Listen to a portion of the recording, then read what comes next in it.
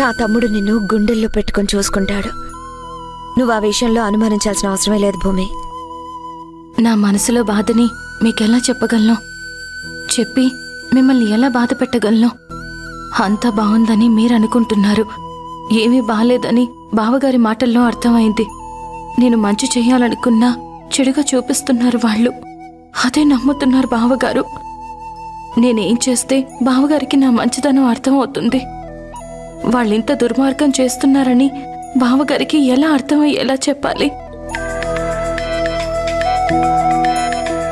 ఇదిగో మీ అమ్మ ఫోన్ చేస్తోంది. వదిన గారు, ఎలా ఉంది మీ కోడలు? నా కోడలేంటమ్మా, మీ అమ్మాయి. ఇంకా మా అమ్మాయి ఏంటండి? మీ అబ్బాయి తన మెడలో తాళి కట్టిన మరుక్షణమే మీ ఇంటి కోడలైపోయింది. అక్కడితో కూతురుగా నాకే చుట్టమైపోయింది. అది కోడలిగా ఇప్పుడది మీ ఇంటి మనిషండి. ఇప్పుడే శోభనానికి రెడీ చేశాం. ఇస్తాను చూడండి ఎలా ఉందో బంగారు బొమ్మలా. చూడండి అత్తయ్య, ఎంత లక్షణంగా ఉందో.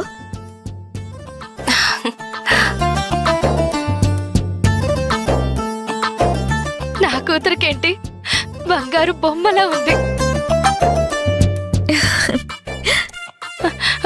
భూమి, సమయానికి అక్కడ మేము ఉండుంటే బాగుండేది, కానీ ఉండలేకపోయాం.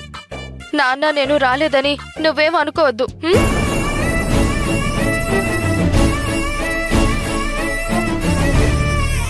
అమ్మా భూమి, ఆ కళ్ళల్లో నీళ్ళేంటే?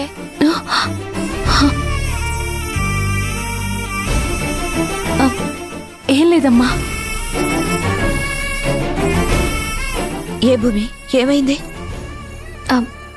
ఏం లేదు. రేపటి గురించి ఆలోచనలు, నిన్నటిని మర్చిపోయి రేపటి గురించి కలలు కంటూ కొత్త జీవితం మొదలు పెట్టబోతున్నాను కదా, ఆలోచించుకుంటూ ఏదో అలా. నీకసలు అలాంటి ఆలోచనే అవసరం లేదు తల్లి. నీ గురించి ఆలోచించడానికి మాధవ్ ఉన్నాడు కదా. మాధవ్ నిన్ను చాలా బాగా చూసుకుంటాడు. అయినా శోభనం పెళ్లికూతురు అన్నప్పుడు మొహంలో సిగ్గుండాలి, కానీ ఇలా బాధ భయం ఉండకూడదు. రేపటి గురించి ఆలోచించడానికి అయినా రేపుంది, ఉంటుంది. భూమి, నువ్విలా ఉంటే మీ అమ్మగారు కంగారు పడతారు. అయ్యో అదేం లేదు వదినా, ఏవో ఆలోచనలంతే. అమ్మా, నేను బానే ఉన్నాను. దీని గురించి ఆలోచించొద్దు. ప్రసాద్తో దీని గురించి అస్సలు మాట్లాడొద్దు. నాన్నకి నేనేం చెప్పనులే, కానీ నువ్వు జాగ్రత్త. నువ్వు సంతోషంగా ఉండడమే మాకు కావాలి తల్లి. నేను సంతోషంగా ఉంటానులే అమ్మా. తన గురించి మీరేం బాధపడకండి అత్తయ్య గారు, నేను చూసుకుంటాను కదా. సరే అమ్మా, నేను రేపు ఫోన్ చేస్తాను. అలాగే. ఏమండో పెళ్లి కూతురు గారు, అవతల మా తమ్ముడు ఎదురు చూస్తూ ఉంటాడు, వెళ్దామా?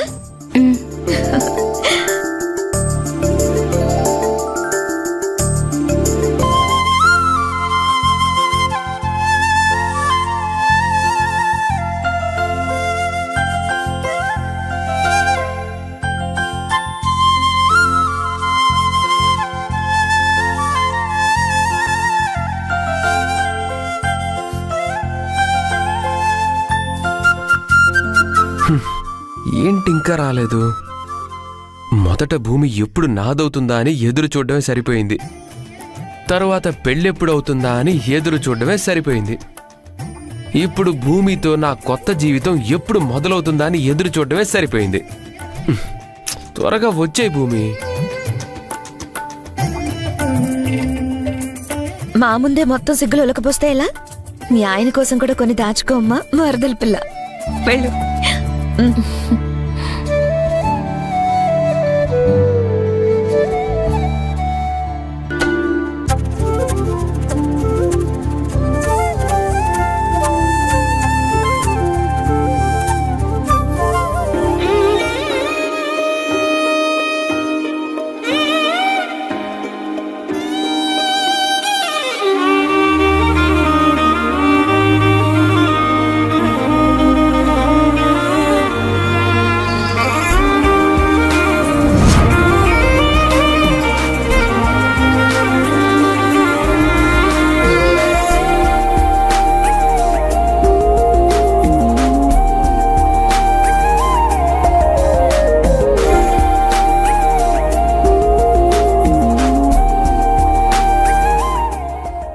అయ్యో లోపలికి రాగానే తలుపులు ముయ్యాలి కదా భూమి.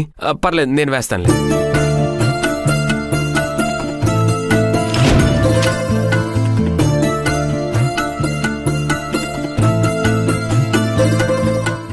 ఎంత ఆనందంగా ఉందో తెలుసా?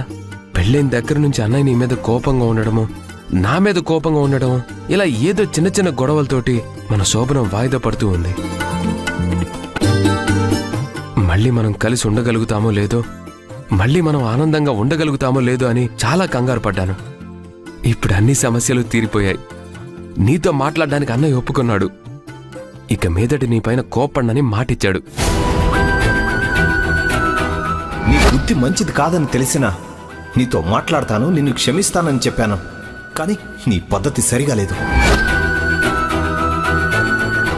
నువ్వు మాధవ్ని ప్రేమించడం మొదలుపెట్టినప్పటి నుంచి మా కుటుంబంలో ఎన్నో సమస్యలు మొదలయ్యాయి. మా అన్నయ్య నీతో మాట్లాడుతున్నాడంటే ఇంకా సమస్య ఉంది. ఇకే బాధ లేనట్టేగా. ఆనందంగా నువ్వు నేను ఈ రాత్రిని ఆస్వాదించడమే మిగిలింది. ఏంటి భూమి, ఏం మాట్లాడో? రాగానే పాల గ్లాస్ నాకు ఇవ్వాలి కదా, అలాగే ఎంతసేపని పట్టుకుంటావు? ఏది లగివు?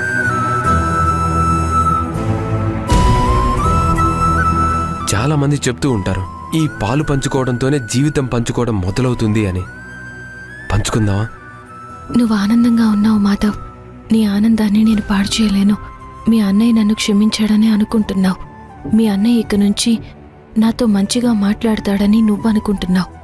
మాట్లాడాడు, కానీ తన భార్య మాటలు నమ్మి నేను తప్పు చేశానని మాట్లాడాడు. ఇదంతా నీకు చెప్తే మళ్ళీ లేనిపోని సమస్యలు వస్తాయి.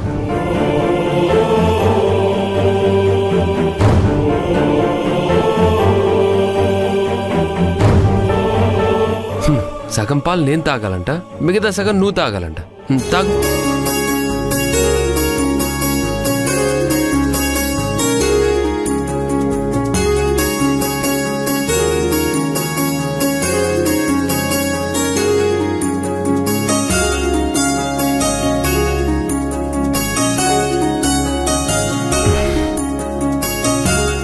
ఎంతసేపని సిగ్గుపడుతూ అలా తల ఉంచుకుంటావు?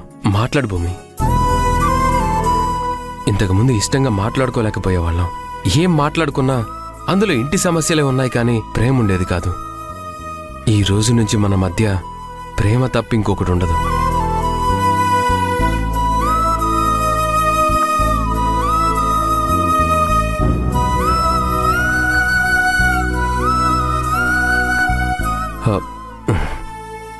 భూమి, ఏంటా కన్నీళ్ళు?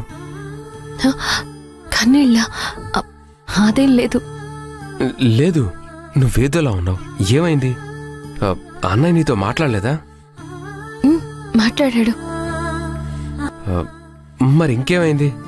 ఈరోజు మన శోభనం అంటే ఇక్కడ నేను ఎంతో సంతోషంగా ఉన్నాను.